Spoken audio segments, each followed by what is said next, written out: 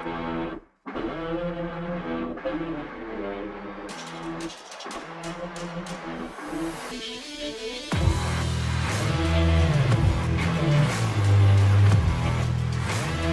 I think I'm recording now already. So, hi and welcome dito sa ating Learn series ng Learn Computer Today. And right now, I want to share with you yung how to enroll in software engineering training at Learn Computer Today. So, dito pag-uusapan natin paano kayo magiging software engineer sa magitan ng Learn Computer Today. So, iba ito sa ibang nagpo-provide ng course about software engineering. Sa iba kasi pagka sinabi mong software engineering, may mga training courses yan.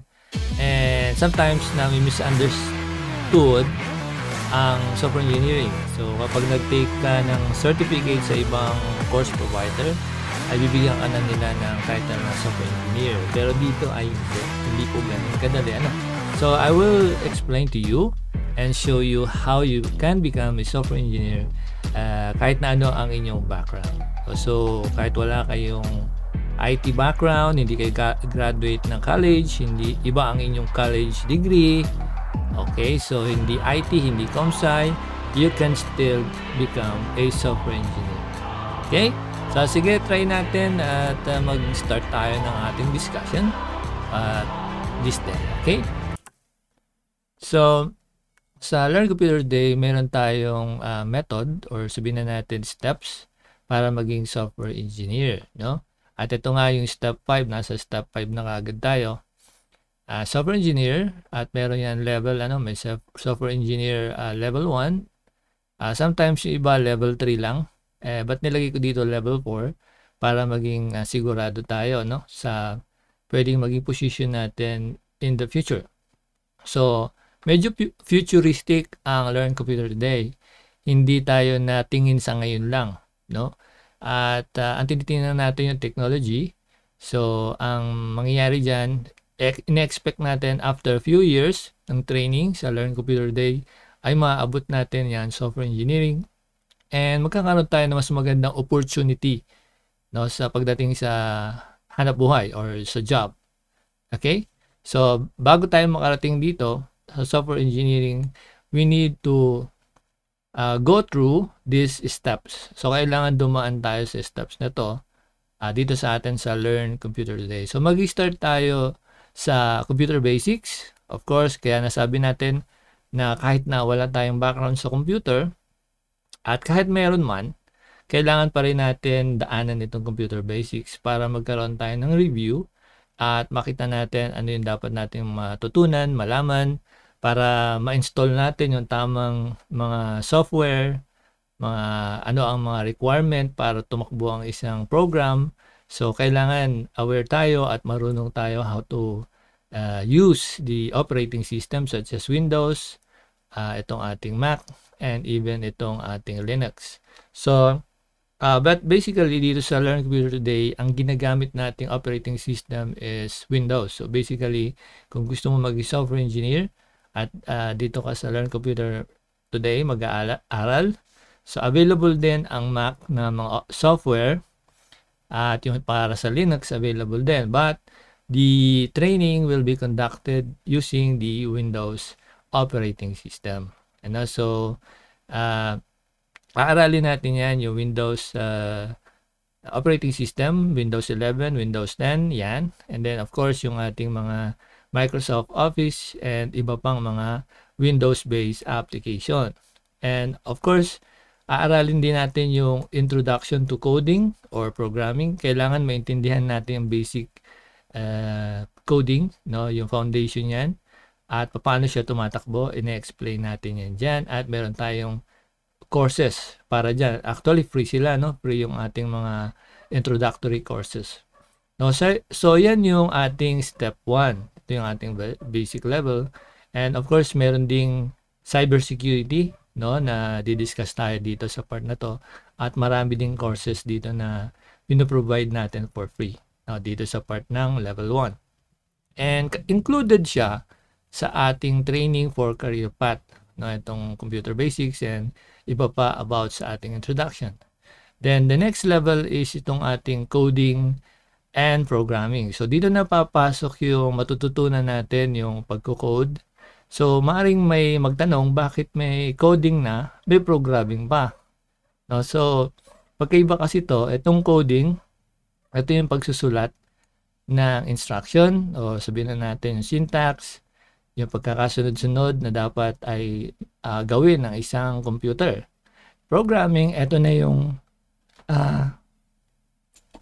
involved na dyan yung execution ng computer. So dito sa coding at typing pa lang yan, mostly yan yung sinasabing pindot-pindot lang and gagawa ka ng sequence ng algorithm.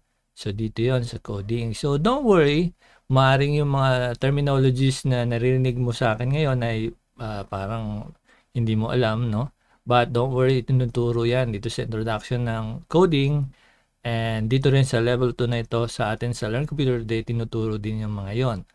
And itong programming, ibig sabihin niya, dyan na yung magra-run ka na ng program. So titingnan mo kung magra-run ba siya, gagana ba siya, magkakaroon ba siya ng error, and kasama na dyan yung debugging. You know? And of course, yung data structures, ito na yung data types natin, database, no?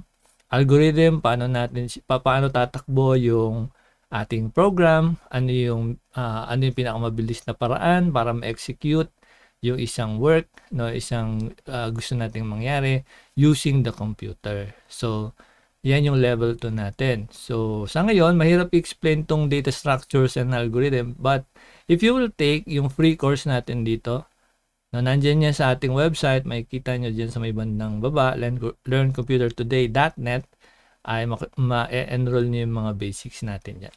Okay?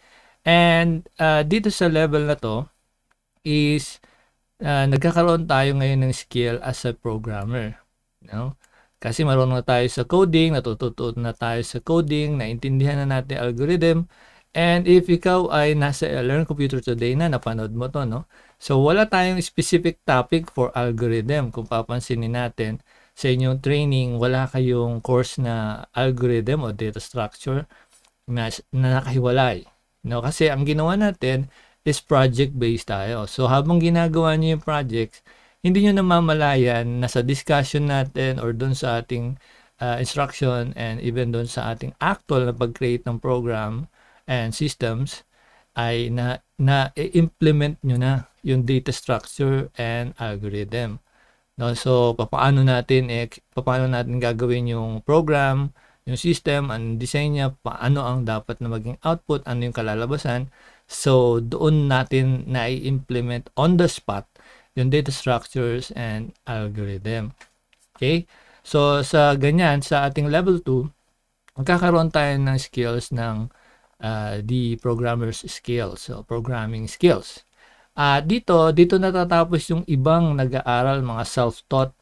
No, kapag wala tayong guide, kagaya sa Learn Computer Today, hanggang dito lang nangyayari, no, sa programmer level ang nangyayari. Natututo lang ng paano mag-code and nag-aaral ng iba't ibang programming languages and minamaster yung mga programming languages and nag-create na simple projects. Hanggang dun na lang, no, yung nagiging training. Medyo nasasabi ko yan sapagkat naranasan ko yan nung ako ay nag-start din sa coding and programming. Nangyari sa akin, naging stagnant ako doon sa programming level lang. So, medyo offending sa iba, pero pag sinabi mo na I want to become a programmer, ang goal ko sa buhay ay maging programmer kasi ganito din naman ako dati. No? Ito yung sinasabi ko. Gusto ko maging programmer, gusto ko matuto ng mag-program, gusto ko maging professional programmer. Pero na-realize ko as I learn programming ay hindi dapat natitigil dyan sa programmer level. No? Ito ay isang step lang, no, towards the much better position and job description. So after na matutunan natin yung programmer level, dapat makakreate tayo ng system o web apps. At dito na nga yung papasok yung number 3. Yung web apps, systems, and design. So dito sa developer level 1 and 2, dito tayo mag-start gumawa ng mga projects using design, and we will create we already created system No, kung bakit already past tense, kasi may mga nag-start na tayo ng paggawa ng system ng web apps, no, using simple coding. So diyan nagki-create tayo na ng maraming mga system and apps, application, and then nagdi-design na tayo. At yung mga estudyante natin, yung ating mga student developers, nagkakaroon sila ng challenges dito sa part na ito, web apps, systems, design. Kasi diyan na ngayon na stretch yung ating mind when defining algorithms, kung ano yung steps na dapat natin gawin para ma-achieve natin doon. At dito na ngayon nagkakaroon ng maraming obstacles, no, in learning, na parang hindi ko to kaya. Parang ang hirap, kung iisipin natin parang ang hirap, parang nakakalito, no, nalilito. Pero ang maganda sa meron tayong guide, and of course meron tayong step by step na pagtuturo, is maiintindihan mo siya by kung ano yung kanyang function, no, and para saan siya. So yan yon, no, and marami sa ating mga students na na-appreciate and nakikita nila yung importance and nagsasucceed sila, no. And they are aiming towards the full stack web development, no, yung ating full stack web developer, software developer, and professional WordPress developer. So ito yung tatlong career path na ino-offer natin sa Learn Computer Day. Etong tatlo na to. And ang karamihan sa ating mga student developers hanggang ngayon ay nandito pa rin sa level 1 and 2. Sapagkat ang ating learning system ay nag-start lang a few years back. I think magto 2 years pa lang, no, yung ating online system, yung learning system natin. At yung mga projects ay continuously ay ginagawa natin. At dito, no, nagko-concentrate yung karamihan sa ating student developer. Pero ang goal is dito sa ating tatlong career path na makapag-work, makapag-create ng mga web apps and application online, na ang magiging job description ay isang full stack web developer. So kulang yung web dito, no. Pwede rin yan, full stack developer, pero much accurate yung full stack web developer. So ang trabaho ng web developer is mag-create ng mga website using hard coding, no. So dapat maintindihan natin na ang web development ay napakarami ng branches, no, at marami ding nagpapakilala na sila ay web developer full stack, pero ang gamit nilang stack ay WordPress lamang, no. So medyo napakarami ng terminologies ngayon at napakaraming title sa online. At may na mga nababasa din ako, no, sa groups sa Facebook na merong nga nagtanong minsan sa isang forum or sa isang group na pwede ba siyang mag-apply, no, sa IT bilang IT support ngayong isa na siyang software developer. O sabihin na natin, software engineer pala, software engineer na yung title niya. Pwede ba siya mag-apply as IT? So doon sa question na yun, self-conflicting na yun. Self-conflicting. Medyo hindi malinaw. Kasi biro mo software engineer ka, tapos nagtatanong ka kung pwede kang mag-apply as IT. So, medyo conflicting yun, ano? Kasi pag ikaw ay isang IT, possible ikaw ay nasa hardware or software, pero yung question na ikaw ay isang software engineer, pero nagtatanong ka kung pwede kang mag-apply as IT. So, medyo malabo yon, kasi ang IT at saka software engineering parehas halos yung field niyan. So, dapat ay pwede. Pwede ang sagot dapat doon. And tatanungin mo lang anong field sa IT ang pwede mo maging role. Kasi pag sinabi mong IT, pwede kang sa hardware nga. Binanggit ko, pwede kang sa software. So kapag sinabi nung applyan mo, sa software po, o edi ikaw ay software engineer, pwede ka. Pag sinabi namang hardware, since ikaw ay nasa software o software engineering, medyo alanganin yon. That's why you have to better explain ano ba yung ina-applyan. Pero IT and software engineering, hindi siya magkalayo. Ano? So, pwedeng mag-apply basta pasok doon sa kanyang description. Then, itong ating career path, ito yung ina-offer natin ngayon, yung full stack developer, full stack web developer, software developer, professional WordPress developer. Ito yung, kumbaga, yung magiging role mo sa IT. No? Wala pa dito yung IT support, but we are planning na include natin yung IT support later, no? Makasiguro next year, hindi natin alam. Pero magko-concentrate muna tayo dito sa career path para makuha natin yung software engineering. Okay? Kasi ang software engineering, kagaya na explain ko sa mga past videos na na-upload ko sa YouTube and sa Facebook, ang software engineering ay hindi title. Software engineering is design, development, and deployment. So, may involved talagang project dyan. Kung wala kang project na dinesign mo, sabihin na natin, dinevelop mo, and dineploy mo, kung wala ka nun, hindi ka pwedeng tawaging software engineer. So, kahit nabigyan kita ng certificate na isa kang software engineer, hindi ka pa rin pwedeng tawaging software engineer kung wala kang in-engineer na software. So, yun lang naman. Re-reverse mo lang yung words. Engineering software. O, diba? Software engineering. Engineering software. So, ibig sabihin, meron kang ginagawang software. At ikaw pwede yung nag-code, nag-create, nag-develop, pwedeng ganun. Pwede ring isang team. No? Ikaw yung team lead. Ikaw yung sa'yo galing na idea or sabihin natin sa iba. Pero ikaw yung nag-design. And then, nag-architect, nag-engineer, nag-develop, and nag-deploy. So, kailangan deployable siya at na-deploy mo dapat. No? So, to become a software engineer. Okay? So, ito yung steps para maging software engineer sa Learn Computer Today. So, tingnan natin yung next step o next slide. So, medyo malawak talaga yung software engineering at this time, maaaring naguguluhan pa tayo. Bakit kailangan kong mag-aral niyan? Di ba? Bakit kailangan kong aralin niyan? Mukhang mahirap, mukhang matagal, no?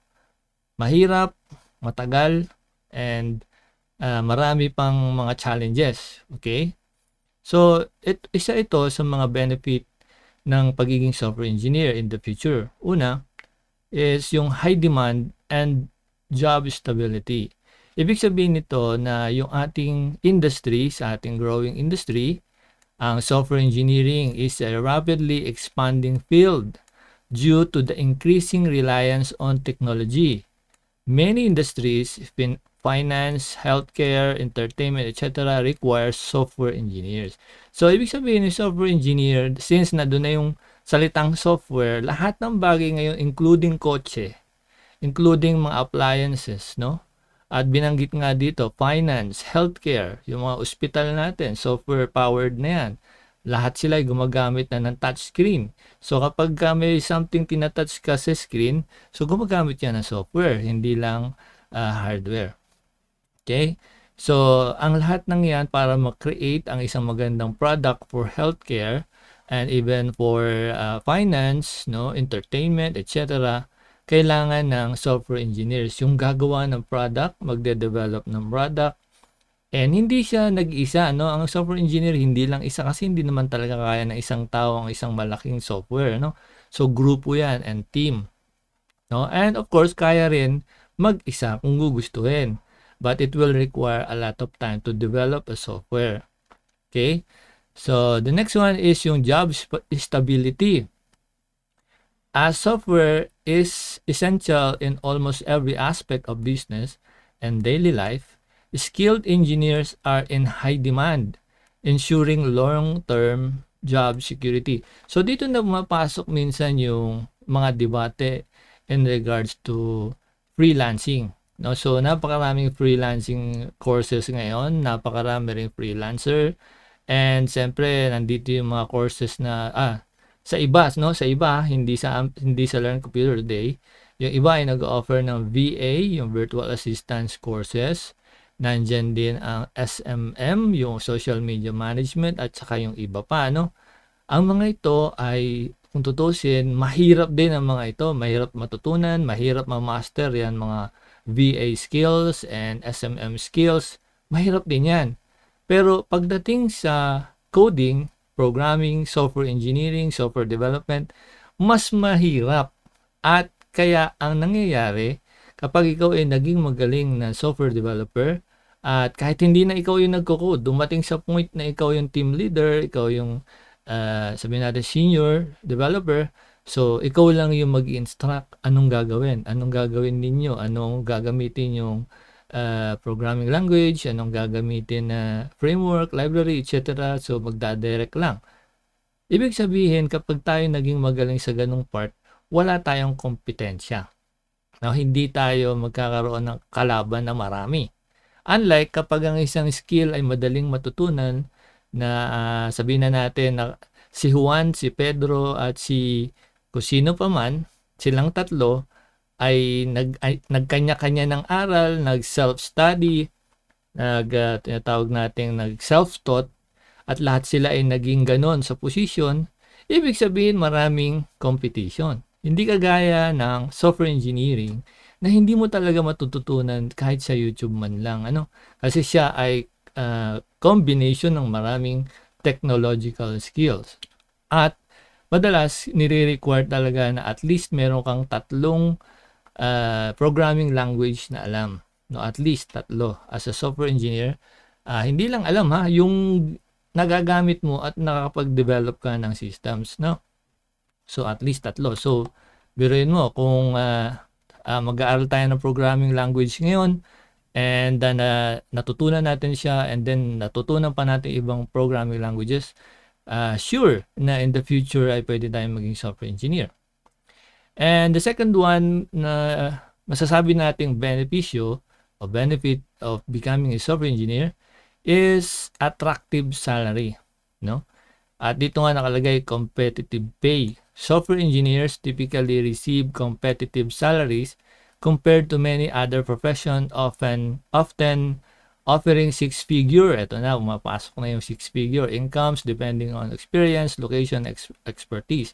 So, itong term na six figures income, ito yung naging parang magic word ng mga scammer and yung mga nagpapaasa, no, na kapag ikaw ay nag-enroll sa kanilang course, kahit anong course pa yung in-offer nila, kikita ka ng six figure. Well, totoo naman yon sa isang banda kasi kapag ang iyong client ay from foreign country, sabihin natin sa US, Canada, Great Britain, London, etc. Pag ganyan, siyempre dollar ang ibabayad. Medyo, pag minultiply mo talaga yan sa peso, is dodoble or titriple yung kanyang value.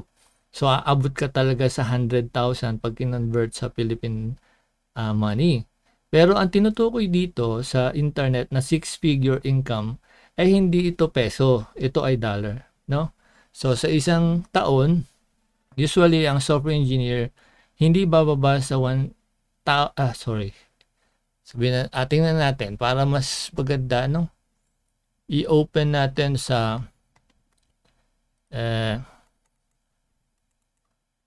wala. Yan.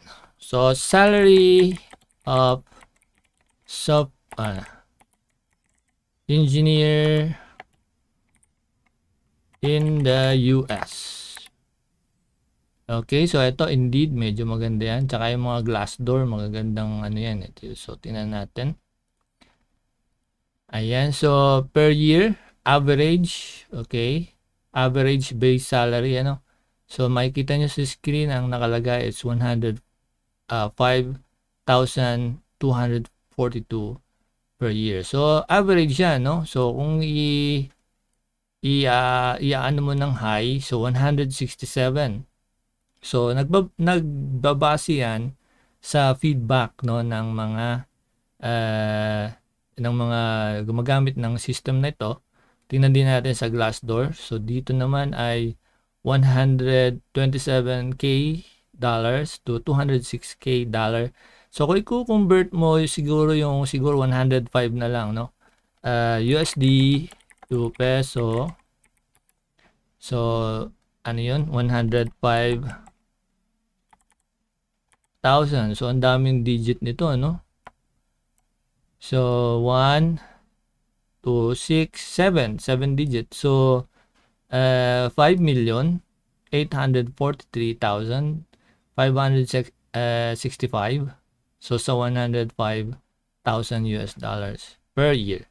5 million. Okay? O yan. So, ibig sabihin ay depende pa yan kung saan ka ma-hire. And dito na pumapasok yung sinasabi nating stability.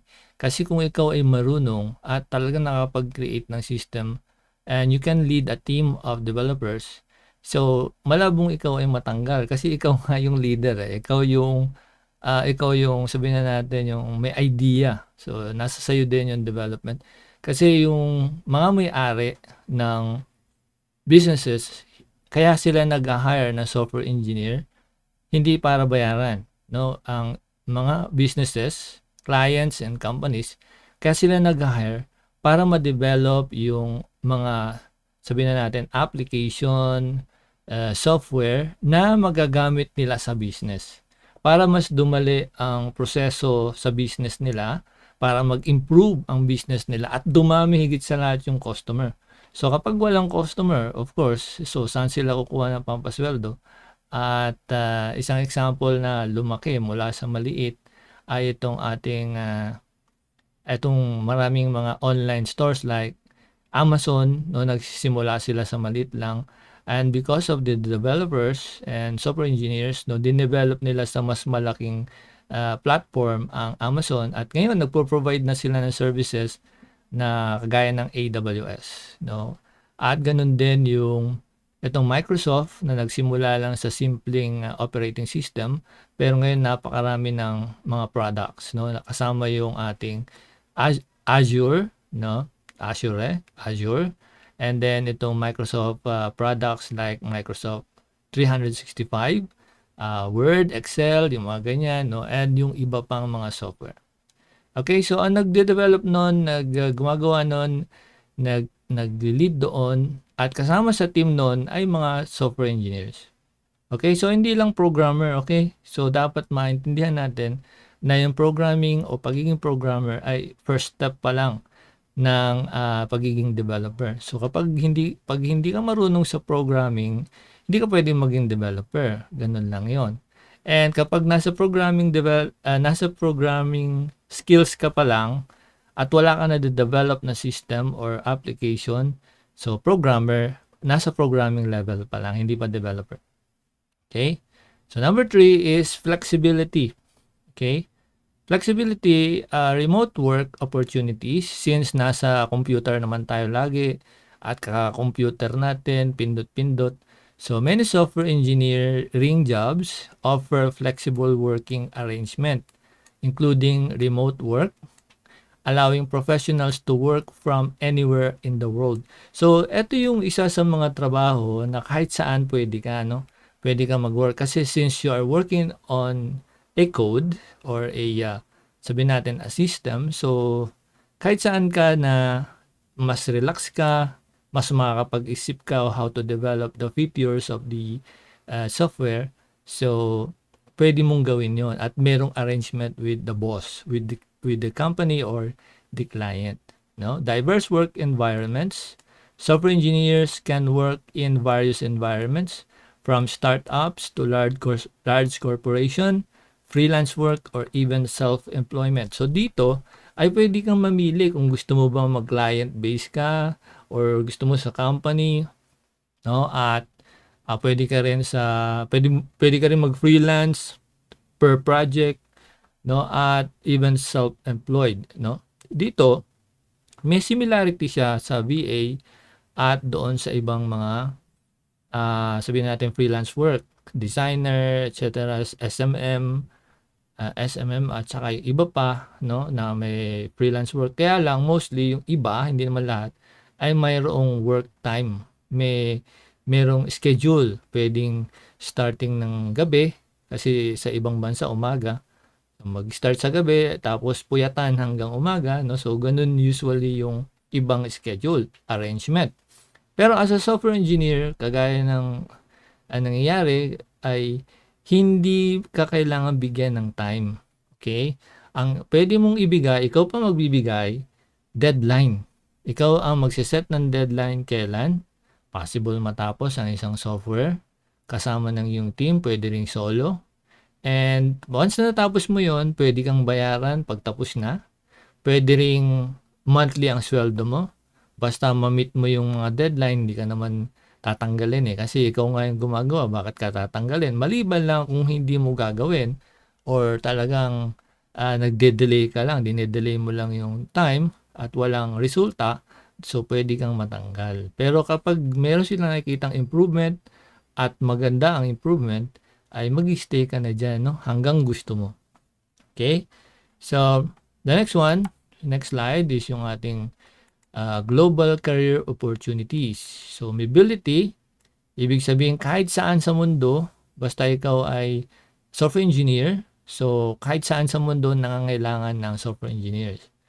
Okay, so because of the rising business technologies, so kailangan ay mag-create ng mga engaging na mga app, mga mobile apps, software, desktop apps. So kapag kailangan ng business dyan, so kailangan ng business, so ikaw yung isa sa mga frontliners dyan.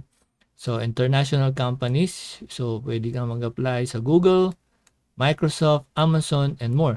Ngayon, maaring magtanong yung iba sa inyo o magsabi na nandyan na yung AI, nandyan na yung artificial intelligence, and marami nang tinatanggal sa Google, marami nang tinatanggal sa Microsoft, sa Amazon, at sa iba pa, tinatanggal na sila. Well, totoo yun, no? Maraming mga layoff ngayon ng mga developers, programmers. But, ang case dyan ng software engineer, lalo na pag software engineer, is you can develop your own product.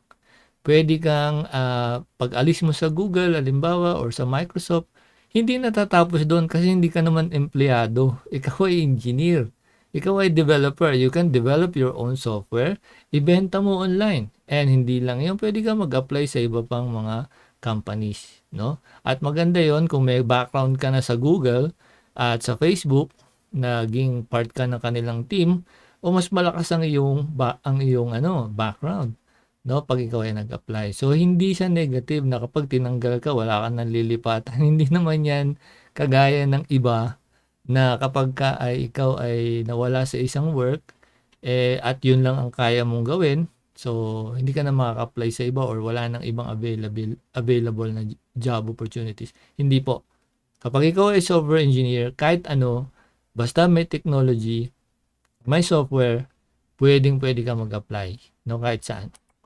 And the next one is yung multiple opportunities, no. Ito nga binanggit ko nga lang, you can do any work that you like, no. Ibig sabihin kahit na anong trabaho na related sa computer, kahit taga-type lang, taga-print, kahit na ano, kahit sa office work, yun ng coding ay nalampasan mo yung mga mahihirap na gawin pero na-survive mo, natutunan mo, naintindihan mo. Ano pa kaya yung mga office work, di ba? Ano pa kaya yung mga simple development, simple program? So, kakailanganin lang talaga ng tiyaga, no? Kailangan matyaga tayo in learning things, lalo na sa coding. But of course, hindi yan biglaan, no? Unti-unti yan, no? Unti-unti yan. So, you can also open your own business.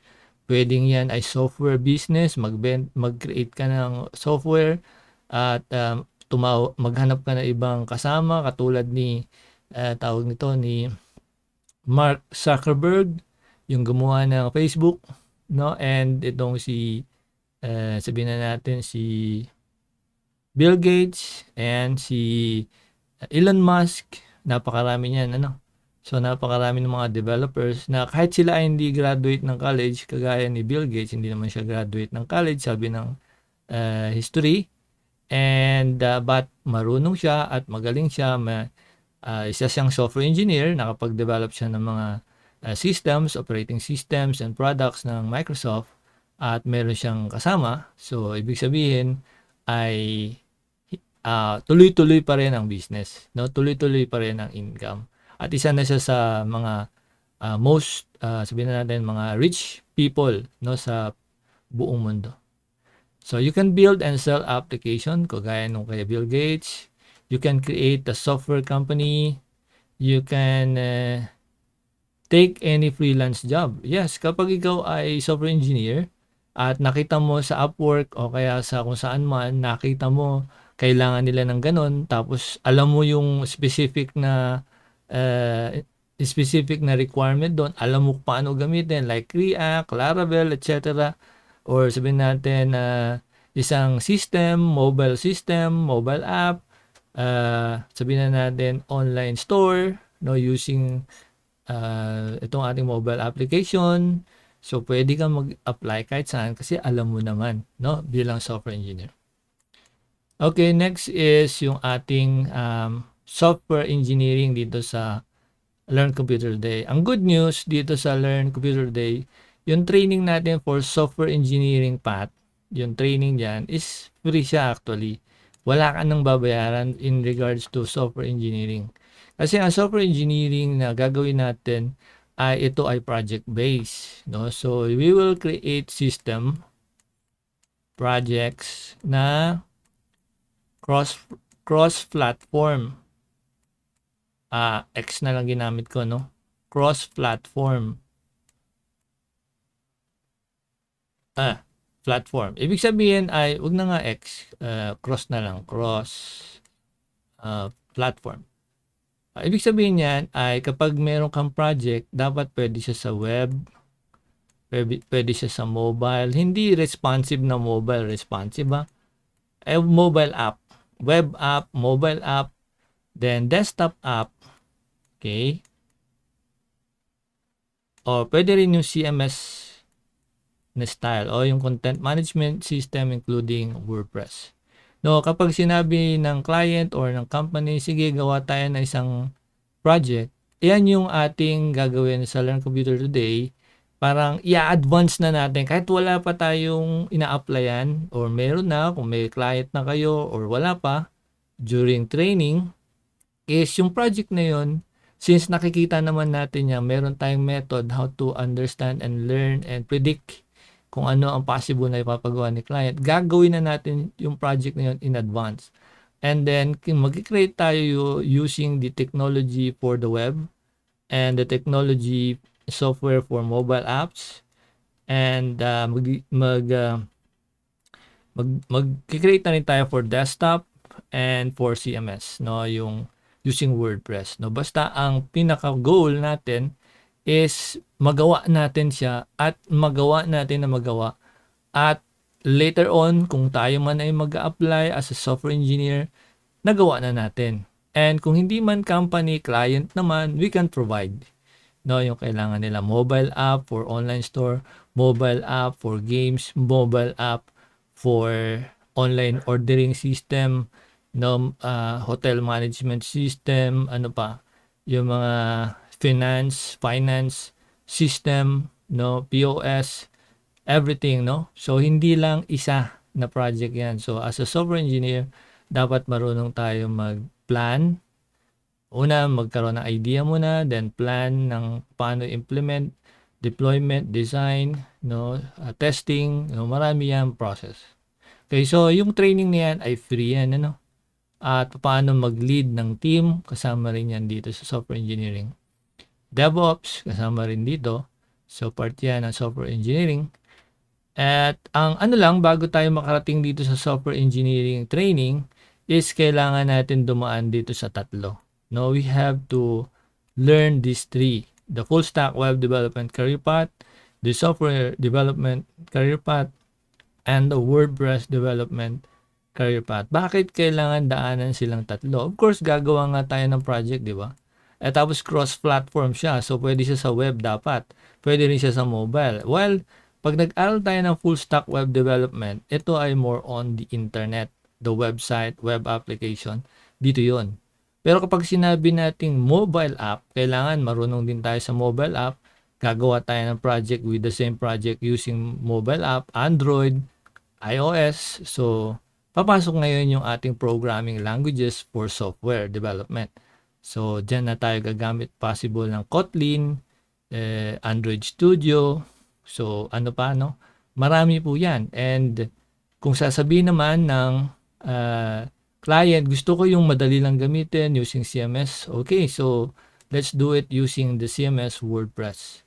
No? So, as a software engineer, kapag ikaw ay mag-create ng isang software, web apps, o ano man yan, is combination lagi yan. No, hindi pwedeng nakastick ka lang doon sa, React lang ako, ganun. React lang ako, gusto ko React lang. So hindi magkakaroon ng mas maraming opportunities, no? Yung React na tinutukoy ko, ito 'yon, ano? Tingnan natin sa susunod na mga slides.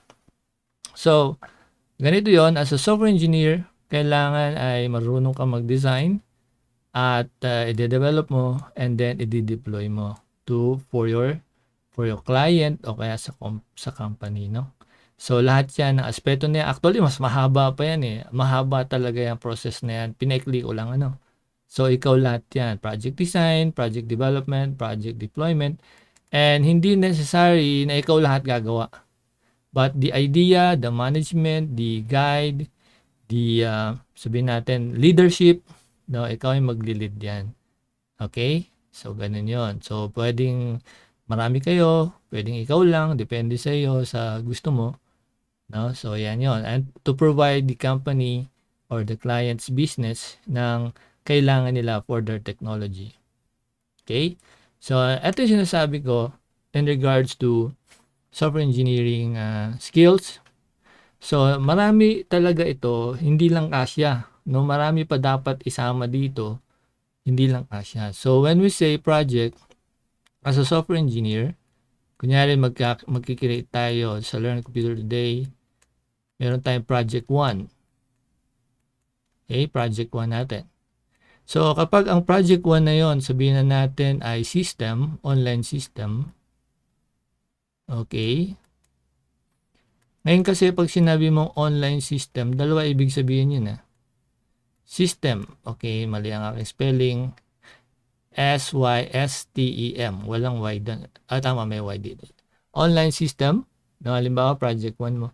Ikaw mismo as a software engineer, ikaw yung magde-decide ano ba ang gagawin mo for the online system na yan. Let's say, ang online system na yan, sabihin natin, siguro, ano ba ang pwede natin gawin? Sabihin natin, database management. No? So, sa mga data analyst, gumagamit sila ng mga software tools para mag-analyze, di ba? Analysis. So, siyempre, papasok dyan yung mga data analyst. Yung gagamitin nila na system, ikaw gagawa. So, yan ang kaibahan ng data analyst sa software engineer o software developer. Kapag ikaw ang software developer o sabihin natin software engineer, lahat ng tools na gagamitin ng user maski ng admin, ikaw gagawa nun. Okay? So, ikaw yung magde-design and then siyempre with agreement with the owner and the company and collaboration of the team. So, pwede mong piliin dyan kung ano ang gusto mong gamitin na programming language. So, kung ito online system mo ay Android-based, o bakit naman naging Android-based yung online? Sapagkat ngayon, yung mga ating mobile apps like yung anumang meron tayo sa mobile natin, nagre-require na yan ng internet. So, mean to say, online na rin yun. Online mobile app system, pwedeng ganon. So, pwede mong gamitin is Kotlin, for Android-based application. Okay? So, kung gusto mo naman gamitin ay itong ating online web system, online web app system o web application. So, ang background mo or backend mo is Node.js, and then you can use React or Angular. Then for ease of use for CSS, Bootstrap. So, ikaw yung magko-combine. Kukombine mo. Hindi necessary kapag sinabing software engineer ka, lahat to master mo na. No, not necessary. Sa Learn Computer Today, bibigay natin lahat ng training na to. Lahat. So, bibigay natin lahat. Inaayos natin sila at magiging available lahat sila sa inyo.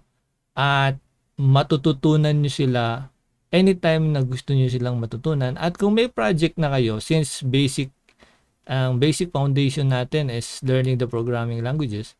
At kung gusto nyo gumamit, halimbawa Django, I think sa project ko, gusto ko gamitin is Django, Kukuha ko ng team kasi gagawa kami ng isang system na kung saan ay pwedeng ma-detect namin yung sabihin natin yung reviews, sabihin natin may movie feedback, reviews, ganon. Sabihin natin ganyan, at gagamitin natin is Django.